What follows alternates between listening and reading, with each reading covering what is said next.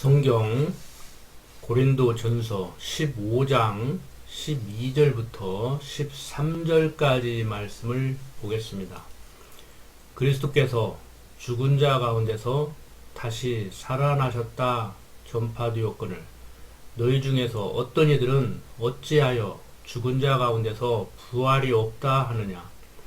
만일 죽은 자의 부활이 없으면 그리스도도 다시 살지 못하셨으리라. 자, 오늘은 부활절로 지킵니다. 성경에서 그 부활절의 시기를 보면은 구약의 초실절과 신약의 부활절이 동일하게 지켜지고 있음을 알 수가 있습니다. 무교절 후 안식일 다음 날 초실절을 지켰는데 신약에서도 역시 무교절 후 안식일 다음 날 부활절로 지켰습니다. 그렇기 때문에 부활절은 매년 그 날짜가 달라집니다. 빠르면은 3월 넷째 일요일날 아니면 4월 넷째 일요일에 지켜질 수가 있습니다. 왜 그런가 하면은 부활절이 음력을 고려해서 지켜지기 때문입니다. 초기 교인은 6월절을 기준으로 부활절을 지켰지만 4세기에 접어들면서 부활절을 언제 지켜야 하는가에 대해서 의견이 분분했습니다. 그 결과 부활절을 히브리력의 6월절에 따라 정해야 한다는 교회들과 이에 반대하는 교회들 간에 대립이 생겼습니다. 결국 325년 니케아 공의회에서 부활절 보름달 다음의 일요일로 부활절을 정하면서 정리가 되었습니다. 부활절 보름달이 일요일인 경우에는 그 다음 주 일요일이 부활절입니다. 오늘날도 이 방법으로 날짜가 계산되고 있습니다. 대략 부활절 보름달은 3월 21일부터 4월 18일 사이에 위치합니다. 그래서 3월 22일부터 4월 25일 사이에 지켜지고 있습니다. 동방교회와 서방교회가 조금 다르게 지켰지만 한번 자료를 찾아서 알아보도록 하시고, 오늘은 과연 우리가 부활절을 지키는데 어떤 부활을 믿고 있는지 한번 스스로의 신앙을 돌아보시기 바랍니다. 기독교인들이라고 하면은 부활절을 다 지키는 줄 압니다. 혹자들은 기독교를 가리켜서 부활의 종교라고 얘기를 합니다. 예수님 태어나신 성탄절을 기념하는 것보다는 부활절을 기념하는 것이 더 중요하다고 얘기하는 분들도 있습니다. 그런데 이 부활이 어떤 부활이냐, 즉 부활을 어떻게 이해하고 있느냐에 따라서 신학적 사고가 달라지게 됩니다. 어떠한 사람들은 인간의 부활이 역사적으로 이미 지나간 사건이라고 얘기를 하기도 하고, 부활은 그리스도의 정신을 본받는 것이라고 얘기를 합니다. 즉 정신적 부활을 얘기를 합니다. 이렇게 자연과학이 발달하고 의학이 발달한 지금 인간의 부활 자체를 부정하면서 부활을 믿는 사람들을 비웃는 사람들도 있습니다. 어떻게 사람이 한번 죽으면 그만이지 죽은 사람이 다시 살아날 수 있느냐 하는 것이죠. 그래서 부활에 대해 부정적인 생각을 하는 사람들이 많습니다. 이렇게 부활이 없다고 주장하는 대중들의 공감을 얻기에 그렇게 쉬운 일이 아닙니다.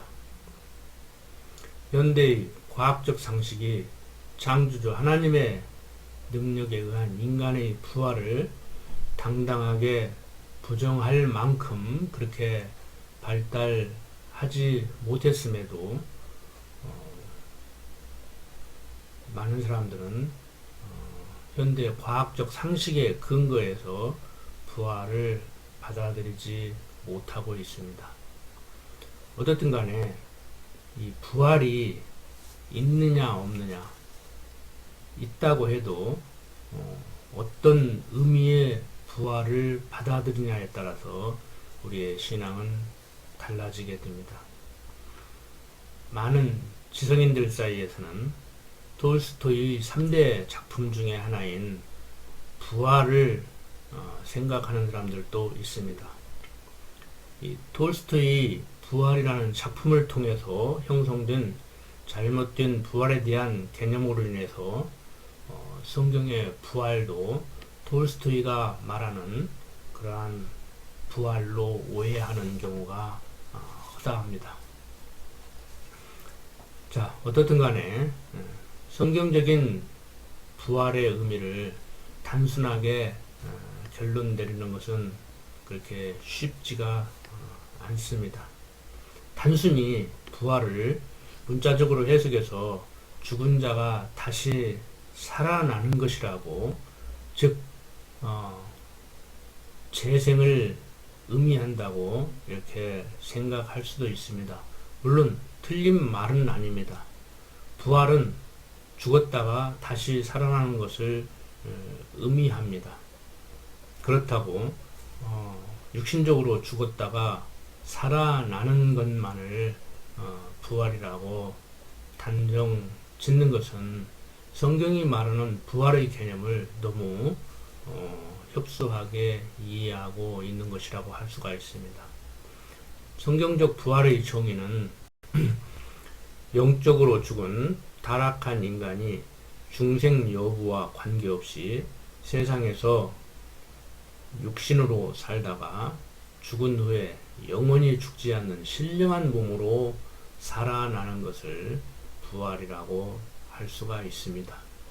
그러니까 영적으로 죽은 타락한 인간이 중생한 후에 육적으로 죽었다가 육적으로 뿐만이 아니고 영적으로도 신령한 몸으로 살아나기도 하고, 타락한 인간이 중생하지 못하고 살다가 육적으로 다시 부활을 하는데 영원히 죽지 않는 신령한 몸으로 살아나는 것이 아니고 영원히 사망에 이르는 그러한 사망의 몸으로 부활하기도 한다는 그러한 의미의 얘기입니다. 즉 영원한 생명에 이를 자는 중생에서 살다가 육신적으로 죽은 후에 육적으로나 영적으로 신령한 몸으로 다시 살아나고, 영원히 사망에 이를 자는 영적으로 죽은 후에 중생하지 못하고 살다가 육신적으로 죽어 부활할 때 영적으로 신령한 몸으로 거듭나지 못하고 영원한 사망의 몸으로 부활하고, 또 육신은 부활하지만 역시 영원한 사망의 몸으로 부활한다는 그런 뜻입니다. 그러면 우리는 언제 부활하느냐? 부활의 시기를 보면은 예수님이 장사 되신 후에 부활하셨음을 우리는 알 수 있습니다. 이것을 첫째 부활이라고 할 수 있습니다. 그리고 예수님이 강림하실 때입니다.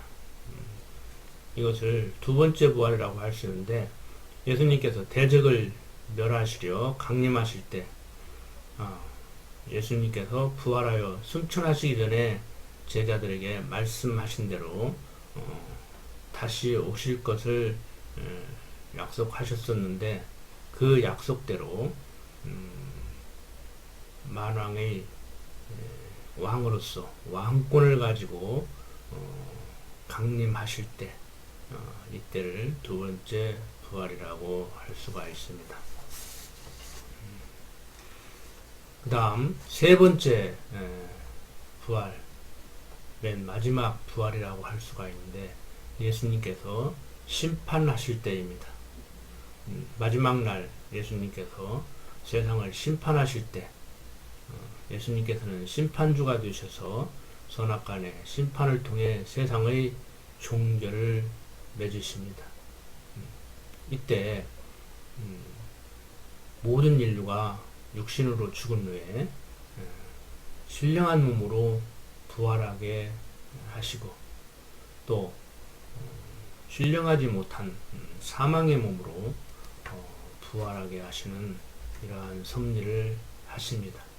그러니까 좀 유치하게 표현을 하면은 예수 믿고 죽은 사람이나 예수 안 믿고 죽은 사람이나 다 부활하게 됩니다.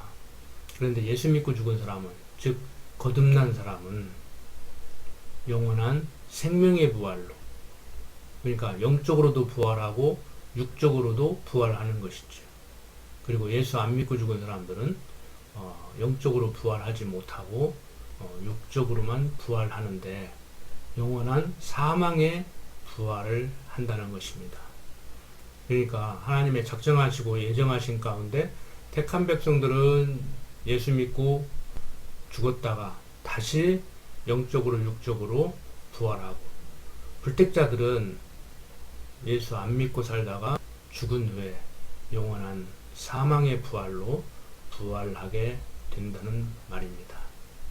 이것이 성경이 말하고 있는 부활입니다. 육체적으로 살아남은 물론이거니와 영적으로 죽었던 우리가 예수 믿고 거듭난 삶을 살다가 육적으로 죽은 후에 다시 영원한 생명의 부활을, 그리고 육신적인 부활을 하게 된다는 것이 성경의 가르침임을 우리는 알아야 됩니다. 오늘 어떤 이들과 같이 정신적인 부활을 믿는 것이 아니고 육신적인 부활을 믿는 것이 성경적으로 믿는 것입니다. 영원히 살 신령한 영적 생명의 부활과 육적 생명의 부활이 같이 이루어진다는 사실을 우리는 받아들여야 될 것입니다. 기도드립니다. 아버지 하나님, 오늘 부활절을 맞이해서 부활이 무엇인지, 우리는 어떻게 부활하는지 살펴보았습니다. 성경의 근거에서 성경적 신앙을 갖고 살다가 영원한 나라, 하나님 나라에 갈 수 있도록, 그리고 예수님 치유 심판할 때 신령한 몸으로 다시 부활할 수 있도록 하나님 역사해 주시옵소서. 예수님 이름으로 기도드립니다. 아멘.